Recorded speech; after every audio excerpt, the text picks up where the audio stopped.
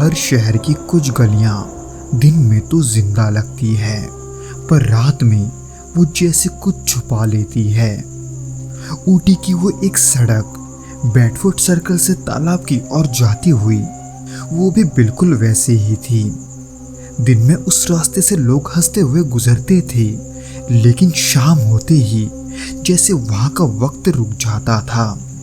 कहा जाता है उस सड़क पर कभी कोई अकेला नहीं होता, भले ही वो साइकिल पर अकेला क्यों ना निकला हो। दोस्तों, आज की भौतिक घटना को हम अशोक नायर जी के पॉइंट ऑफ व्यू से सुनेंगे, जिनके साथ ये घटना वास्तव में घटा था।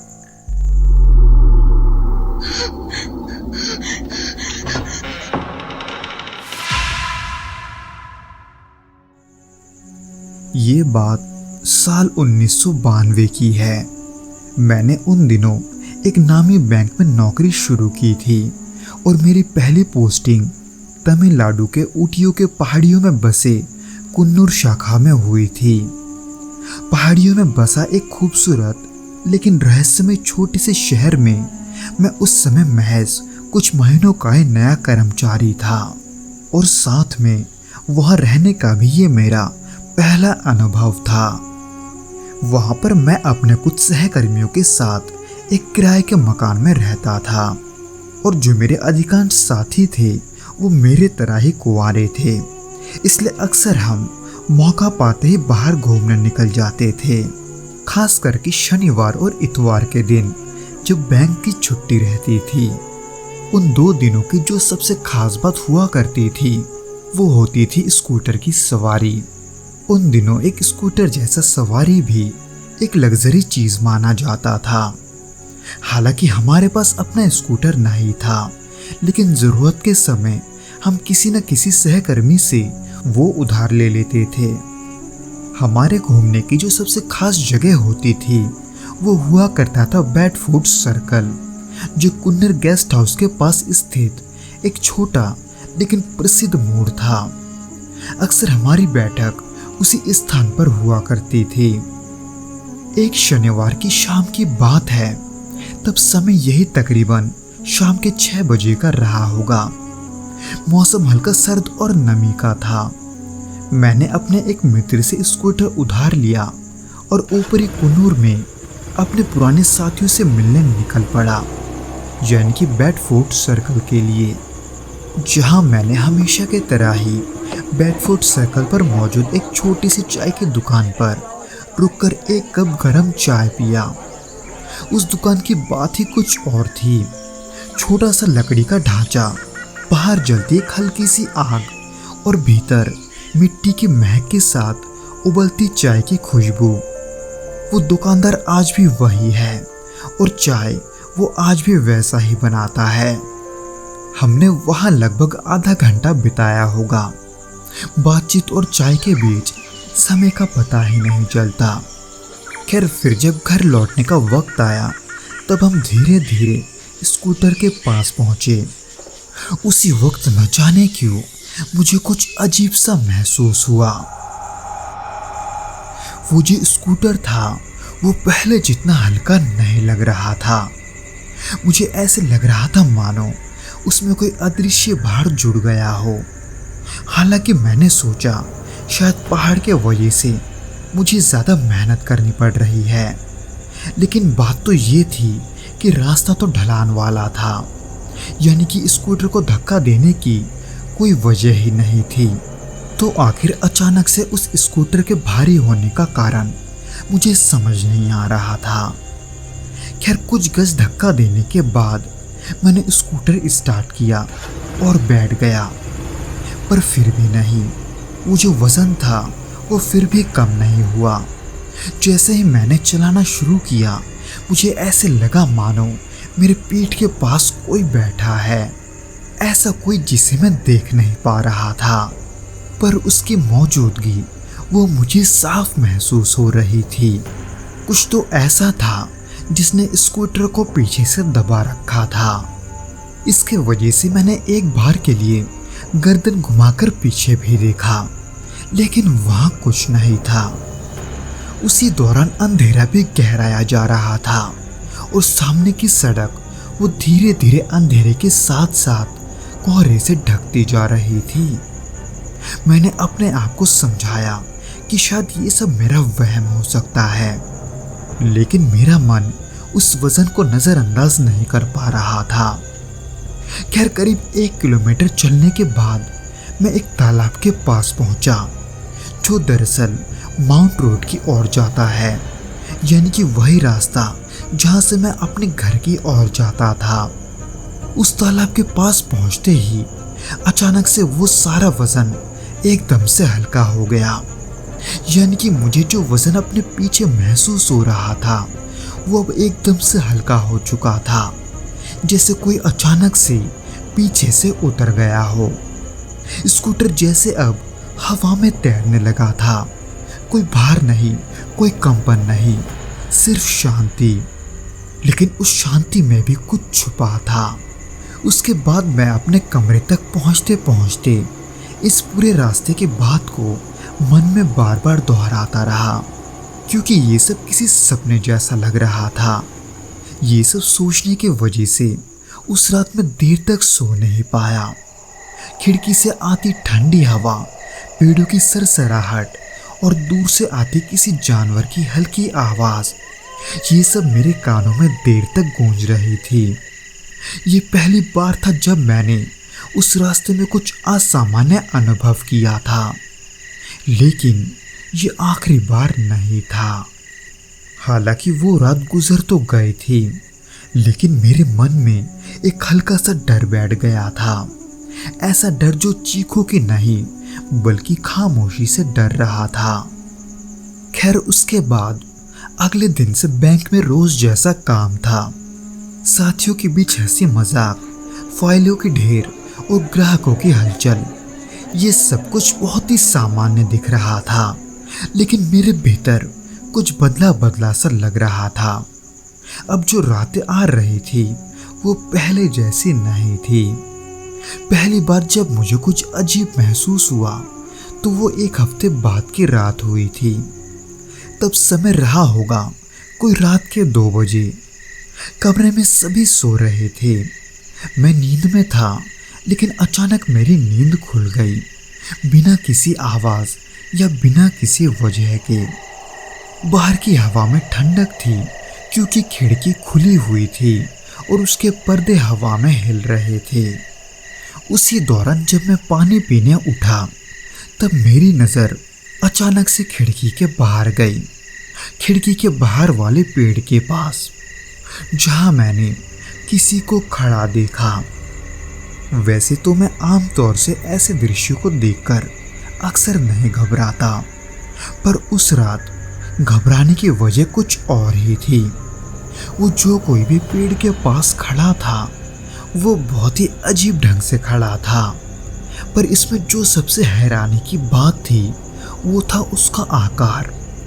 न जाने क्यों मुझे वो बहुत ही लंबा दिख रहा था, खास करके उसके कमर के हिस्से से, जो अपने लंबे लंबे हाथों के साथ मेरे कमरे की खिड़की के तरफ ही घूर रहा था। उस पर मेरा नजर ही था कि तभी अचानक से मेरे कमरे में रखे हुए आईने में थोड़ी हलचल हुई। आईने में आवाज हुई तो मेरी नजर अब आईने के तरफ थी। वो आईना एकदम उस खिड़की के सामने था, जिसमें मैंने किसी साए जैसे चीज को खिड़की से अंदर आते हुए देखा। उसे देखते ही मैं इतना घबरा गया कि मैंने तुरंत खिड़की के पास देखा, पर वहां कुछ नहीं था। पर फिर भी मैं तब तक इतना घबरा चुका था कि मैंने जल्दी से अपने साथियों को नींद से जगा दिया। मैं तब बहुत ही घबराया हुआ था, इसलिए उन्होंने मेरे घबराए हुए चेहरे को देखकर पूछा कि आखिर मुझे क्या हुआ है। मैंने उन्हें पूरी बात बताई, पर उनमें से किसी ने मेरी बात पर यकीन नहीं किया, क्योंकि ना तो खिड़की के बाहर कोई था और ना ही उस आईने में किसी का परछाई दिख रहा था। इसलिए सबने मुझसे बस यही कहा कि शायद से मैंने वो नींद में देखा होगा। वैसे तो मैं इस बात पर विश्वास करना चाहता था, पर असलियत क्या थी वो मैं जानता था, पर किसी को मैं सही से समझा नहीं पा रहा था। खैर, उस रात के बाद से हर तीसरी चौथी रात ये सब हो रहा था। हर रात कुछ न कुछ ऐसा होता जिसे मैं किसी को समझा नहीं पाता, पर इन सब रातों में कुछ ऐसा था जो ठीक नहीं था। कभी कमरे की दीवारों पर हल्की थपथपाने की आवाज सुनाई देती, तो कभी दीवारों पर नाखूनों की खरोंचने की आवाज, जैसे बोर्ड पर चौक से लिखा जा रहा हो। हालांकि पास जाकर देखने पर मुझे उन आवाजों के पास कुछ नहीं मिलता। कभी कभी रातों को नींद खुलती तो ऐसा लगता कि कोई दरवाजे के पास खड़ा है, पर जब भी मैं बत्ती जलाता तो वहां कोई नहीं होता। एक बार तो मैंने बिस्तर पर लेटे लेटे ऐसा भी महसूस किया कि बिस्तर पर कोई बैठा हुआ है, क्योंकि बिस्तर का एक हिस्सा ऐसे दबा हुआ था जैसे वहां या तो कोई बैठा हो या वहां मेरे साथ कोई लेटा हुआ हो, जबकि वहां कोई था ही नहीं। ये सब जब भी मैं अपने साथियों को बताता, वो मेरे इन बातों को हंसी में उड़ा देते, जो कि शायद से मैं भी करता अगर मैं उनकी जगह होकर ये सब सुनता। पर ऐसे ही दिन बीतते बीतते ये सभी घटनाएं आपस में जुड़ने लगी, यानी कि बेडफोर्ड सर्कल का अनुभव और इन रातों की रहस्यमयी हलचलें। इन सब के अलावा एक और रात है जो आज भी मेरे जहन में जिंदा है। उस रात दरअसल बिजली चली गई थी। हालांकि मौसम ठंड का था, लेकिन हवा जरूरत से ज्यादा सर्द लग रही थी। पूरा कमरा अंधेरे में डूबा था। साथियों ने मोमबत्ती जलाई और कुछ देर बात की और फिर हम सभी सो गए। हालांकि मैं किताबें पढ़ने के वजह से देर तक जागता रहा। उसी बीच खिड़की के बाहर हल्की हल्की बारिश शुरू हुई। बारिश की बूंदों के छींटे खिड़की से अंदर आ रही थी, इसलिए मैंने खिड़की बंद कर दी और बिस्तर पर जाकर लेट गया। तभी अचानक से वो खिड़की धड़ाम से खुल गया, ऐसे मानो जैसे किसी ने खिड़की के दूसरे तरफ से उसे जबरदस्ती खोलने की कोशिश की हो। वैसे तो ये हवा का झोंका भी हो सकता था, पर वो हवा का झोंका नहीं था। ये मैं यकीन से इसलिए कह सकता हूँ क्योंकि उस खिड़की को मैंने अच्छे से लॉक किया था, और जब वो खिड़की खुला तो हवा का एक भी झोंका कमरे के अंदर नहीं आया। इसलिए मैंने तुरंत खिड़की के बाहर देखा, ये सोचकर कि शायद वहाँ कोई चोर वगैरह आया होगा, पर नहीं। बाहर तो उस पेड़ के पास वही लंबा और अजीब सा आदमी खड़ा था, मेरी तरफ घूरते हुए। वो ना तो हिल रहा था और ना ही कोई हलचल कर रहा था। वो बस एक टुक मेरी तरफ देखे जा रहा था, और फिर अचानक से एक बिजली कड़की और उसकी रोशनी के साथ वो हवा में कहीं गायब हो गया। इस अद्भुत और भयानक नजारे को देखकर मैं डर के मारे वहीं गिर पड़ा। ये सब आखिर कैसे हो सकता है? उस पर मैं सिर्फ यही सोच रहा था, और ये कि आखिर मैं अपने दोस्तों को ये कैसे बताऊं, क्योंकि मुझे खुद अपनी आंखों पर यकीन नहीं हो रहा था। पर यह यकीन में तब बदला जब मैंने उसे करीब से देखा।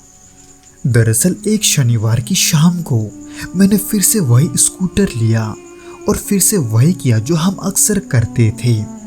शाम के 6-7 बजे का समय था और सड़कों पर धुंधली रोशनी फैली हुई थी। चाय की दुकान पर मैंने फिर से वही चाय पी जिसकी खुशबू अब भी वैसे ही थी, लेकिन इस बार दुकान पर कुछ कम लोग थे क्योंकि मौसम कुछ ठीक नहीं लग रहा था। दरअसल बारिश के आसार नजर आ रहे थे, इसलिए मैंने भी जल्दी से घर लौटने का सोचा।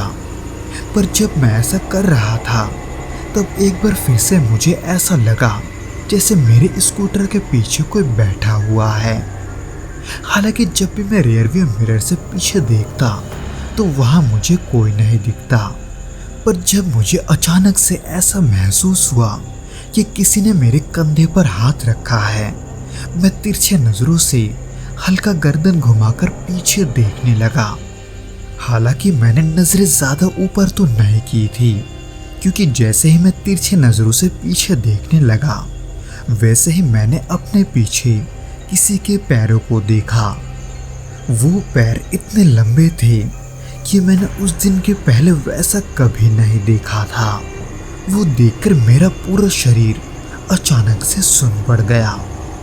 हालांकि मैं अब भी स्कूटर चला रहा था और मैं अपना पूरा ध्यान रास्ते पर केंद्रित करने की कोशिश कर रहा था, पर अब मेरी नज़र बार बार उस पैर के तरफ जा रही थी जो ये कह रही थी कि मैं उस स्कूटर पर अकेला नहीं हूँ। मैं डर के मारे स्कूटर पर बैठे बैठे एक ही जगह पर जम गया था। मुझ में अब हल्की सी भी हिलने की हिम्मत नहीं बची थी, बल्कि मैं तो अब यही कोशिश कर रहा था कि मैं किसी तरह से ना हिलूं। फिर यही करीब 15-20 मिनट तक वैसे ही रहने के बाद मैं फिर से उसी तालाब के पास पहुंचा जहां पिछली बार अचानक से स्कूटर हल्का हो गया था, और इस बार भी ठीक वही हुआ। पर उसी पल मैंने तालाब के पास उस लंबे आदमी को देखा जिसे मैंने पिछले 2 बार अपने खिड़की के बाहर देखा था। उस वक्त तक स्कूटर भी हल्का लग रहा था और मेरा डर अब चरम तक पहुंच चुका था, इसलिए मैंने बिना सोचे समझे स्कूटर का स्पीड बढ़ाया और जितनी जल्दी हो सके घर लौट गया। जब मैं घर लौटा तब मैं डर के मारे कांप रहा था, ये सोचकर कि मैं ये सब दोबारा देखूंगा, यानी कि रात होते ही जब वो आदमी फिर से उस पेड़ के नीचे लौटेगा।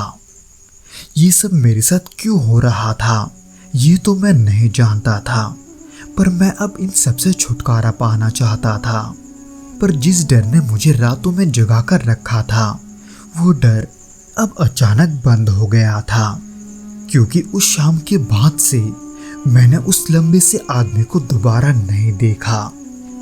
ऐसा क्यों था ये तो मुझे नहीं पता, और मेरे साथ ये सब क्यों हो रहा था ये भी मैं नहीं जानता, पर मैं इस बात का शुक्रगुजार हूँ कि ये सब मेरे साथ होना बंद हो गया। हालांकि मैंने ऐसे घटनाओं के बारे में वहां रहते हुए न जाने कितने ही बार सुना है, उन लोगों से जो उस चाय की दुकान पर चाय पीने आते थे। वो अक्सर मेरी तरह ही यही कहते थे कि उन्हें वहां से जाते वक्त अक्सर अपने साइकिल या स्कूटर पर एक भारीपन सा महसूस होता है, पर वो किस वजह से है इसका कारण किसी को सही से नहीं पता। तो दोस्तों ये तो था वो घटना जो कि अशोक नायर जी के साथ घटा था।